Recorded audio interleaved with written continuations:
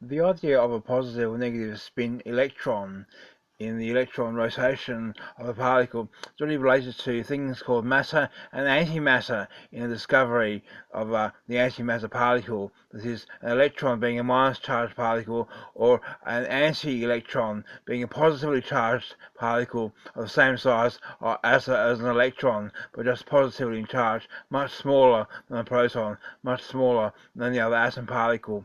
A positron is that same thing. It's interesting to see this.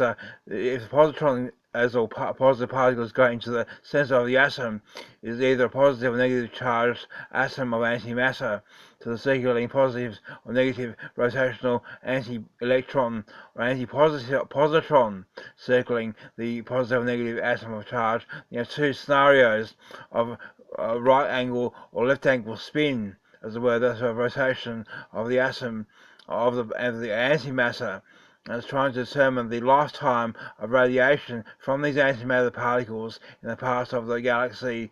It appears to be normal matter that the planet is made of, the antimatter, although it obviously is of lighter construction and of the varying nature of the rules changing of the standard physics of normal atoms, that the positive atom and the negative electron of the valence bands is now complicated by positrons and antimatter positrons, as of the decay of the isotopes of a lifetime of these matters. This is what was discovered in the last 100 years of the emissions from the solar system of a nearby galaxy, and is found in the chamber of gas trails. You actually can see these particles entering the Earth's atmosphere, and has been mapped in cloud chambers. The actual effect of these theories of masses and mass spectrometric calculation of the photography of the cloud chambers to determine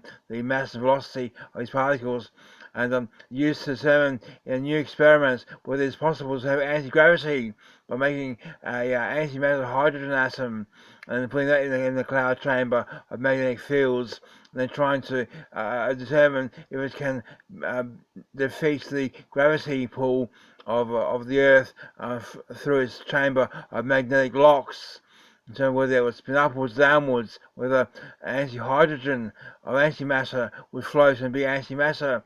No, it was not successful. The CERN experiments also determine whether the particles of antimatter can exist, and new findings have been found about the construction of the universe, as it were, to the basic elements of things like quasars and quarks and sparks and small antimatter particles, positive and negative charged electrons and positrons, in the theory of atomic physics. How science has gone, and that's of construction what the universe is made of.